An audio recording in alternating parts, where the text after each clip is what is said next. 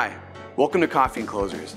I'm Mickeli Bedore, and I want to personally invite you to join me and one of today's top performing sales stars for a cup of coffee and authentic conversation. And our collective goal is that you will walk away with tangible knowledge that you can apply to your sales efforts today. Are you ready? Grab a cup, fill it up, and let's get into another episode of Coffee and Closers.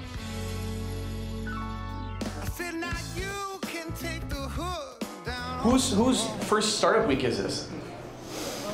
All right, and whose first Coffee and Closers is it? Well, put your hands together for trying something different, right?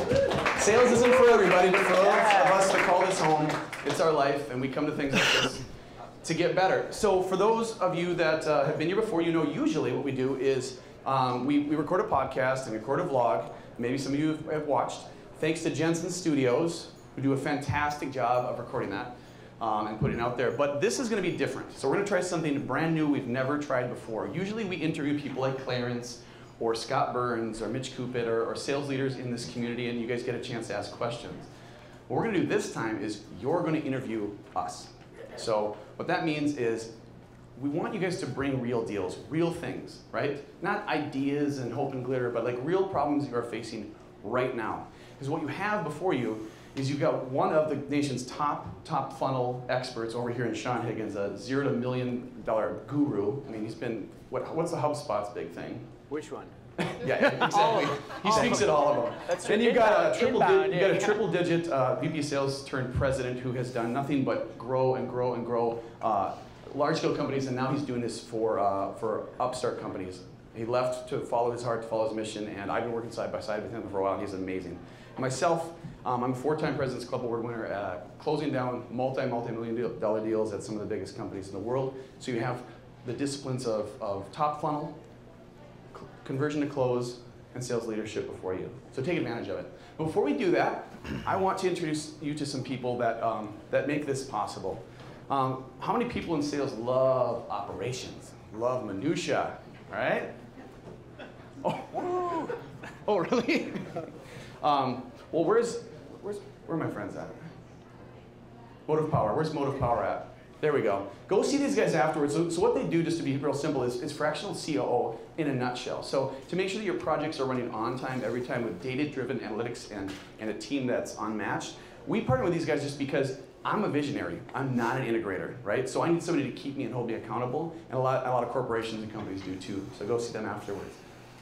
For people that are here to learn about sales, I hope that's all of you, I'm constantly trying to read and podcast and whatever about new ways to advance deals or top funnel stuff that I was never good at, right? My friend, where's Adam Thompson? Okay, Focal Point Coaching. There's a lot of coaches in town, a lot of sales consultants in town, but Adam was hand-selected because he's the best. He's a guy that can relate. He's walked in your shoes for years, done really well, and now he wants to help companies, corporations, and individuals sell better. All right? And for those of you that are thinking, Q1 might be a good time to look around for a new gig. Maybe it's your comp plan got dicked over the 16th time this year or whatnot. Maybe your boss sucks. Either way, there's Jeff Sorensen. He runs Red Birch Recruiting. And I worked with Jeff over at Oracle back in the day when I feel like every week they were monkeying around with our comp plan, right? So he knows what it's like. Go see him afterwards. His name is Jeff. And last but not least, the house that built BBG, WeWork. Thank you guys. If you wish to work in a place where you are honestly celebrated and excited to come to work every day, this is the place. So go see Emma and Kevin, Prentice, Alec, those guys over there. With that, let's bring up our guys. This is Sean Higgins. This is Aaron Eggert. Put your hands together. So you're going to notice that instead of me hyping these guys up, you probably want to know who are these people, and no one tells their own story better than the individual themselves. But I also want you to know, as you've had some time with my banter going on, to think about what questions you want to ask. Maybe you're a founder. How many founders do we have here? Okay. How many salespeople? Sales and marketing people, I should say. Okay. First time in sales. You've been in this a while. Who's new? All right. Who's existing? Fair enough. All right. That's good, man. Well, I'm gonna let Sean introduce himself, and we'll get to the questions. Rock on. Thanks, Mickeli. So I'm Sean Higgins. I founded a company in town called iLos Videos. We were a B2B software company. I led sales there from $0 to $1 million in annual recurring revenue. I raised $3 million in venture capital. And I was out at HubSpot's Inbound last month as a featured speaker. It's still a little early for me. I don't have coffee in there, I had juice, so it doesn't quite pick you up quite the same. But yeah, so where I specialize the most is top of funnel. What early stage companies tend to struggle with is how to get at-bats, how to get opportunities. And so if you're trying to figure out how to get in front of more customers in a repeatable way, I live and breathe that every day. Hey everybody, Aaron Eggert. I'm happy to have known Mickeli now for a couple years, and this is my 1-year anniversary from being on Coffee&Closers. I think it is the second one. That's a fact. Thanks for, yeah, love you too, thank you. All right. Take a bow. So I came from a company called S&T Office Products, so I come from a product sales, B2B, and by 29 I was the Vice President of Sales managing a $20 million division. I then exited that business to become an owner of a company called iSpace Environments, in which we went through, when I started there we were about $8 million in revenue. When I left we were about 30, so 270% growth in 3 years, and then we sustained it over another 2. And so really it was all done just through good solid leadership and a good culture. I built a sales team there that was feared by a lot of the companies in the Twin Cities, and I'm proud to say that they are still running. I have now exited the business. I have started my own firm called Back 40. So a lot of people will be like, why would you call a company Back 40? That's a little weird for working in the city, right? So I live on a farm, and I have 15 acres out there, and I love the farm community. Now, every business has an area of their business where they don't cultivate or they have not grown anything. So the Back 40 of a farm is an area that is uncultivated or undeveloped. I focus on that part of the business. So I'm super happy to be here with these guys. I'm looking forward to seeing what you guys have to throw at us. I will be more focusing on the sales leadership side, and then also assisting Sean with some of those questions on the build-up side. So thanks, guys. And my name is Mickeli, Bedore. For 15 years, what I was known for, I guess my limited skill set, what I did was take underperforming territories or product lines that just were not producing and turn them into award-winning profit centers. So I did that at some of the biggest companies in the world, IBM, Oracle, Verizon, and so on. And then Q2 of 2015, I decided to exit that life and help folks like you guys. I just felt a calling. I felt just, calling that forced me to run to it. So I had kind of a risky deal. I had a kid then. We bought a house in the lake. It probably wasn't the best time, but I had faith and it worked out. And so now we've been able to help turn profit and help build high growth sales teams over companies like Jamf and Field Nation and Branch Messenger and a ton of other ones. And so it's fun to be here for you. But one of my skills, and probably what I'll be focusing on today, is conversion to close. So we all have to cold call, we all have to do top funnel stuff, but let's be honest with ourselves. Is anyone interviewing for a job where they're like, yeah, we want someone to really to do the cold calling and then the closing and then manage people and then probably do the key account management after the fact? It's not a real thing, right? That's just not a real thing. There's just people that have certain skill sets. Conversion to close is mine. So any questions directed that way, I would be happy to field. With that, we're going to be sharing this mic and passing this mic to you guys. We're going to be repeating your questions because my lapel does not pick up your voice. So speak loudly if you can, articulate so we can repeat so everyone else can benefit and our audience at home. And we're going to do our best to solve your stalls. Who's brave enough to go first? All right. Oh, you want to be Mike, man? Yeah. This is Vanna Feedy over here, by the way. Put your hands together for Vanna. He'll be passing the mic around. Oh, man.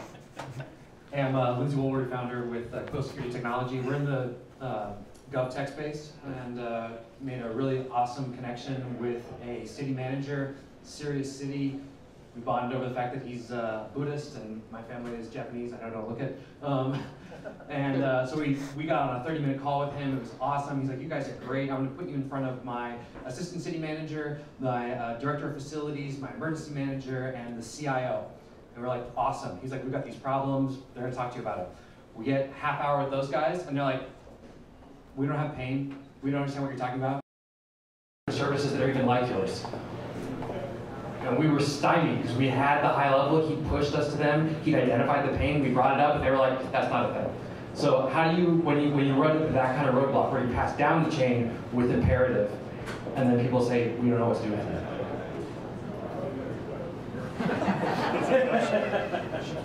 Yeah, we'll just pass this one. So, to repeat, I mean, here's what I heard, the version. I mean, I'm a guy, so let's be honest, what, 25% listener, 75% space cadet. So what I heard was, your champion is the top level. Now this champion is the person at the top of that company, not a official, not a city official that is the top. They're, you know, you get what I'm saying? Like, right. They're in-house. Executive. They're in-house. Okay, so, and this person brought you in, you're assuming everyone else, okay, so I'm gonna take this just for a second, I can pass it on, I forget where I'm gonna go with this. Here's the thing with that, so I believe in the squeeze. This is one thing that I learned a long time from a mentor named Josh Kinzer, you know Josh. The squeeze, and the squeeze is who signs the check. It isn't that person, right? It's the PO, the VP of procurement. It's someone here that no one ever talks to. That's where I want to start. But then that person doesn't live a day in the life like the rest of the people underneath that person, right? So they know things that he or she does not know because they're unaware, right? That's why those people are hired. That's why they have jobs. So in that scenario, something that I would do is when you get brought into the top, you say, fantastic, who are your key executives underneath you that this would really impact the most? And get those names and then say, may I have an introduction? If they say yes, execute. If they say no, execute, because they already gave you their names. And guess what? Google. So you can find them, and then you can reach out, leveraging that executive's name to say, listen, I was put in touch with you by Big Cheese, and he or she thinks that it would be advantageous for us to meet. I'd love to tell you a little bit about what we're doing, why they think it would be a fit.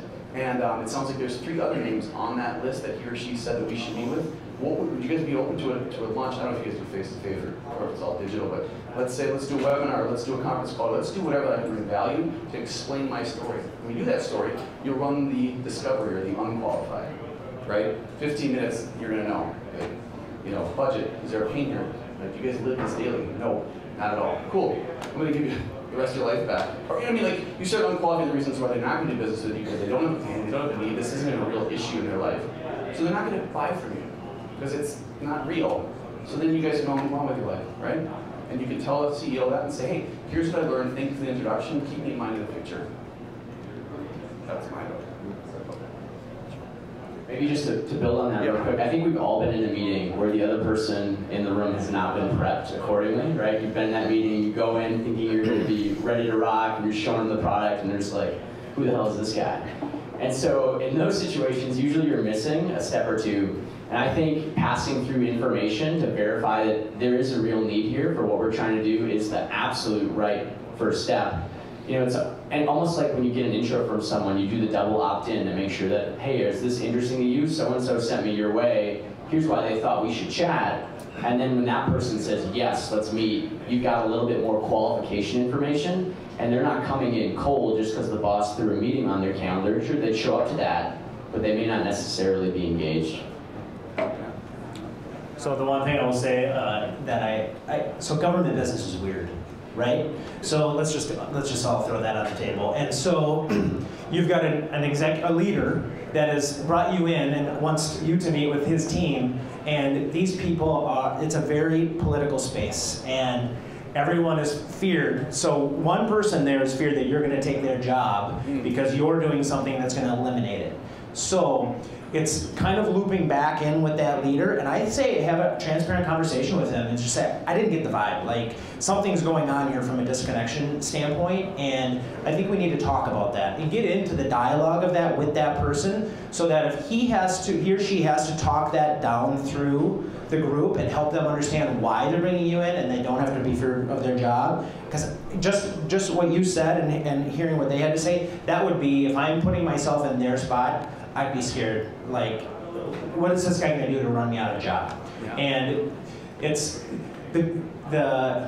does anybody have any family members, or has anybody worked in state government or city government? Okay, so one guy. Okay, so we can't, right? So you're not going to be able to wrap your head around this, but it's like a fear-based job, right? It's like they want to be in their own little cocoon. They want to do their job. They want to come in at 8 and they want to leave at 5. Leave me alone. So you have to work with. You got to get into that mindset of those things. Fair? All right. So I would actually, that was like my question I was going to ask. I actually had a fun job of implementing open educational resources across the country. The salespeople did a great job getting the sale, but then I came in and they would say, "Who are you?" And my job was to get them to use the product, and they didn't want it. So I was wondering if that happened. But my question is that I've got 2 awesome prospects coming up. One is like right within our core, and one is like a stretch. High-level meetings, what should I do to get them to use our product? Yeah, so if I'm hearing the question correctly, it sounds like you've got 2 prospect meetings coming up. One is someone that's right in your wheelhouse, they're in the core of what you do, and the other one is just a bit of a stretch. It may or may not be a fit. I would say, for me, it kind of always starts with qualification, right? So whatever qualification framework you use, I'm a big BANT guy, budget, authority, need, timeline. And so I would be chatting with the ones that are, whether they're in your wheelhouse or not, to kind of qualify their understanding of what you do. And if you're going after like a designated space, something that folks tend to understand, they should know what their budget is, they should know when they're looking to implement, and ultimately they should understand the underlying need, like why they need this product. And if they can't clearly articulate that, you might be a nice to have. And what I found when we're doing early stage sales, you're exploring all the time. I have people call me up and say, "Sean, we want to make videos around this, we need your API, we need that." And half the time it's just noise. And unless you qualify out those meetings, you'll meet with anyone for any reason. And maybe in the early days, that's okay, just because you're in learning mode. But when you're actually trying to get real sales growth, that's going to hold you back. You can't take every single meeting. And so I would be very diligent around, hey, here's the criteria that we think makes a good lead. And even if this is a viable opportunity, if it's going to take too long, they're looking to deploy in a year. If it's something that's a nice-to-have need, and they've got 3 other priorities that are more important, I would table it and potentially punt out on the meeting. Thank you. All right. Yeah. Here's this guy got it first. Hi, I'm Carlos Ciar. I'm a founder of Extempore. It's an edtech product. I'm also the president of the Sean Higgins fan club in the same chapter. So if you want to join, you can contact me. I just emailed you this morning. I've been trying. Why don't you call me back? Okay, so our company is a software platform that language teachers and schools use to replace a language lab. Right? Language lab is a physical location where you bring your students to do speaking practice for your students. Our teachers use it using Step, which is fully cloud-based as a replacement for that. Right? So I'm going to just show you the timeline. This is really baffling what we went through, and I have no idea how to take it next. So in March, we get an email from a college in DC, Montgomery College, very large college. Very large college. Ooh, okay. In March, they write to us, to our info address, and they say, "We're looking for a replacement to our language lab. Can you send us more information?" We reply, we send more information, we offer a demo at a meeting, we never hear back. We follow again, we never hear back. In April, we start calling them, and after much prodding, we get through the chair of the department, who should be the decision maker in terms of any new software, right? She agrees to a demo on the 25th. And her demeanor is, she's just, she wants to get rid of us, right? We've been a pain in the ass. She's going to accept the demo so that we go away. And then during the demo, she goes through this conversion process. Where's that guy in the Bible that fell off the horse, whatever it is? She's like, "Oh my God, I didn't know this existed. This is amazing. I want my team to see this. This is really cool." Blah blah. So her demeanor changes through the demo, right? So this is May. We agreed to touch base again in July because it's the summer vacation and they're gone for the summer. Call her in July, no emails, and then in July 31st, I get an email from her saying, "Can you send me an estimate for 3,300 students?" Which would be a $20,000 account for us, which would be really nice, right? I reply with the estimate, and then she writes back and says, "Thank you kindly for sending me the quotes for 1,300 students." And I'm like, 1,300 or 3,300? She never replies to that. Okay, so that's the first bafflement. Keep calling her, we called her maybe 10 times. On August 2nd, she writes and says, "Carlos, I'm very sorry about my delayed response, blah, blah, blah. I would like to thank you for taking the time to schedule conduct the demo. I'm personally very impressed with what your product offers and its future possibilities. I must also admit that at the moment, while we are considering another platform for our lab, we are far from arriving to a decision or ready for a group demo. We will be sure to contact you in the future, blah, blah, blah. So, I thought I had it, and she's a decision maker, they're looking for something, she wants a quote, we know we're better and cheaper than our competitors. Do I just give up on it? Do I show up and knock on her door? At what point do we give up? At what point can we close this? Because this seems ripe for closing. Yeah. So just to repeat the question there. So it sounds like you had a prospect who came inbound to you. You reached out to her a few times, got a demo. She was a little reluctant to take the meeting. You get the meeting, she's impressed with the product. But then after a few touch points, after a few months, things start to fall off. And now you got an email from her that basically says, hey, we like what you're doing, but we're a ways out from actually making this happen. We got to the quote, and she asked for a quote. Right, and she asked for a quote before that happened. Okay, great. So, something that's very uncomfortable, but when you work in enterprise and you're a boss with a gun back to the head for the whole time, you tend to get pretty good at being uncomfortable. And it's like, either I'm gonna get fired, or I have to do the unqualifying right up front. For instance, in that scenario that came inbound, right? What you have to force yourself to do is ask all of the insanely tough questions right off the bat, right? She reached out to you, so you didn't reach out to her, correct? So she has a problem, right? Let's explore that problem and what the urgency of the need is, right? That's urgency of the need is. We need to know what that timeline is.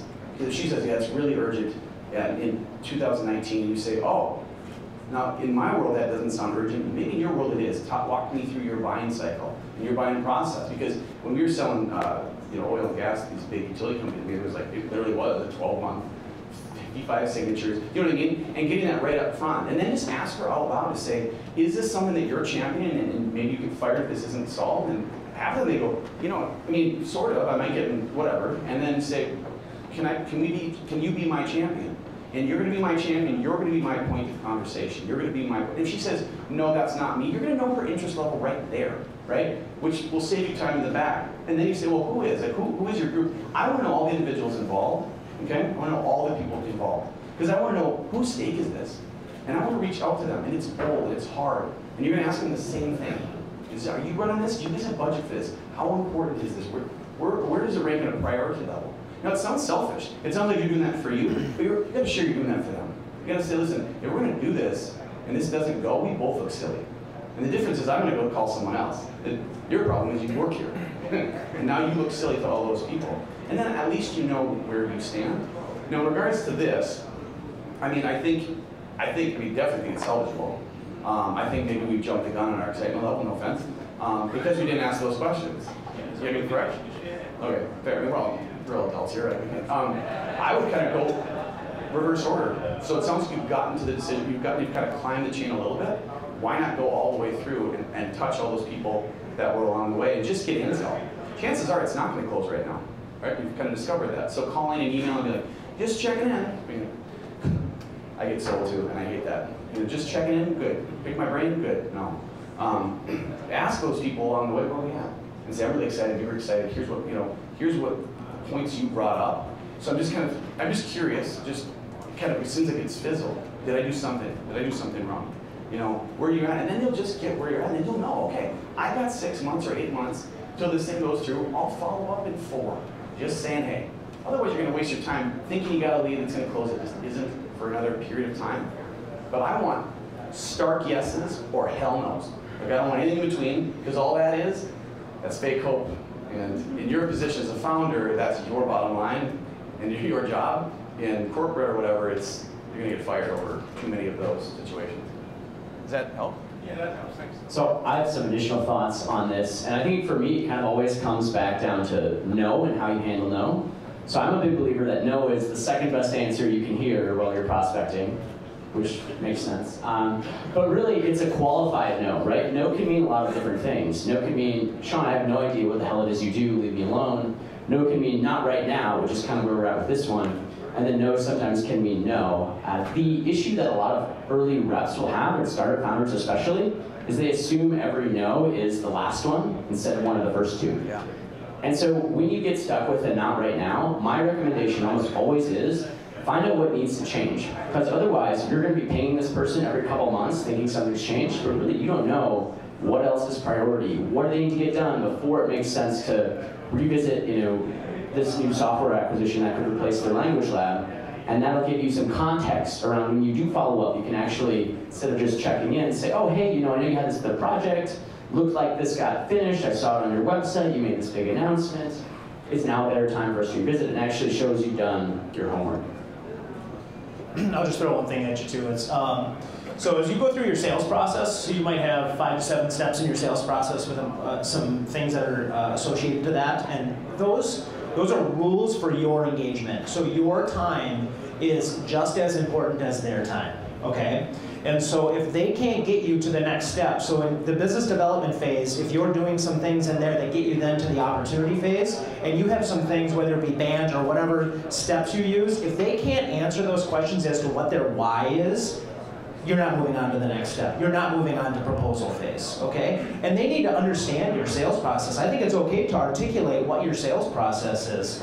The other thing about that I will challenge you a little bit on in the future, because you can't redo this, is that I refuse to never give a proposal and just send it off. So I always want to see, I want to look them in the eyes when they look at a proposal, and I want to read body language. I want to understand what they're feeling when they get a proposal in their hands, and are they gonna jump to the last page where the price is, or whatever the hell the price is, and you're gonna understand sticker shock or whatever they're gonna get. That part of that, and you have to say to them, like, I'm personally working on one right now that I've been pushed for 3 months. And now I'm pushing it into next year on my accord, because they will not meet with me face to face on something that I'm doing, and so it's a rebrand for a company. I'm not doing it, so I'm sorry. I'm a seller, and I just said, so we're not going to engage until you can meet with me to review my proposal. Just send it over. No, I'm good. That's not part of my sales process. Your time is just as valuable as their time. I want to end with some light, and then question area. And I want to go on this, but like, this is important. I think this is going to answer a lot of questions. I think this is not dead. It's just not alive now, right?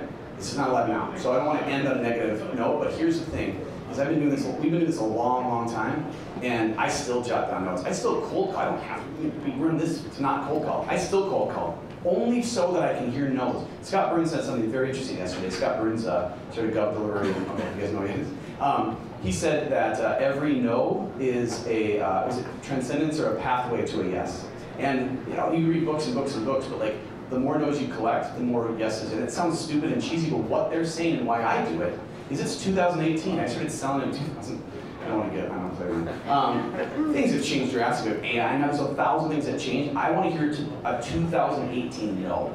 I want to hear why are people saying no to my thing today? Because they probably wouldn't have said no to it in 2006. You know what I'm saying? So you need to jot out what happened here. I think that's what we're trying to get to, is mark down what happened here. Because here's what cures. You get 20K in the line, you're like, oh shit, I hope this goes through. Guess when you don't care about 20K, is when you don't need it. Because you get 6 or 7 other deals. And the way to get 6 and 7 other deals is to get your butt kicked in situations like this over and over and over. You have to have a disciplined hustle time. And I think that's what a lot of founders do. Nobody wants to business develop. Nobody wants to do it. Why the hell do you think we have 1,000 digital agencies in this town? Everyone wants leads to come in. Well, that's not how the world works. And if they do come in and you have no cold calling experience or no new, cold calling, I'm not talking like phone book. You guys know what we're talking about, like using tools and stuff. But actually calling somebody new and explaining what you do, if you have no experience doing that, and someone goes, hey, I'm a hot lead in, and you've never ever reached out, you know what I mean, to a new prospect, your chances of closing that are a lot less because you've never heard a no. So you just assume everything that's going to happen is a yes. You came to me, I'm going to close it, right? So that would be probably the first lesson I would take, and then I would get on it immediately and say, I'm going to reach out to someone else, and here's what I'm going to do differently this time. Because I think this is going to close. I just don't think it's going to close now. And if you're hanging on 20K and hoping it comes in, that's a stressful environment that you create. Because all of us can create more business on it. Real quick before I pass the mic here too, I would add to that one thing that Scott also said yesterday that was really important. You had a salesperson that came back and said, well, 3M just said no, right? And he said, well, all of 3M didn't say no. There's thousands of people at 3M, right? Find the yes in 3M, right? And so I think that one of the flaws early on with this process is not identifying who else was in that key player arena. Now you don't have those other people to reach out to. Always find those people early on before you move on to the next one. Mick, this is the next question here, and then we're going to go over there. Fair enough. Hi everyone, my name is Anna Prisakari and I run augmented reality startup. You know me, but I'm wondering what all three of you will say to my question. So we have a product. I know it's an amazing product, it's a new product, and I am looking right now for early adopters, but not only for users as clients, but also someone who can help us to finance that, to build that product. We know we're a small team, so we don't have enough resources to build by ourselves our product. So how can I go to potential clients and say, would you be our first adopter, and can you give us money now? So the question is, you've got a product that's going to require some development before it's really at 1.0 stage, but in order to get it there, you need some financing to build the product, kind of a chicken and egg situation. Absolutely. So the tricky thing about pre-sales or selling something before you really have it is you need to have something that you can at least show, whether it's a demo or a deck, and then you need to get that in front of folks who you think are your targeted buyers. So startup days, you're not going to really know who your customer is, but you're going to have theories around who your customer is. And those theories need to be specific. It needs to be, it's this title, it's this industry. And then you can go and list build, whether you're using Upwork or Seamless, whatever tool stack you're using to get your contacts, get lists around those people, and then start getting in touch with them. You're not sending them your deck, you're not pitching them over the email, you're selling a call. Get 15 minutes with me to learn more about how we're doing this, that, and the other. And then on those calls, you're scoping out the pain points, validating that that's the right title. From there, if you've got something demoable, show it to them. The ones that are excited about it will be able to move on things. I had this conversation with someone in the wellness space actually a week ago, and they had 2 customers, and they don't have a product yet. 2 customers that were paying, but we're going to pay them in Q1. And it's like, you just need to have something that you can kind of show, and then have a way of identifying relevant prospects. Those 2 things in tandem, and you can get it. It is kind of a numbers game early on though, so I encourage you not to get discouraged and keep getting those at-bats.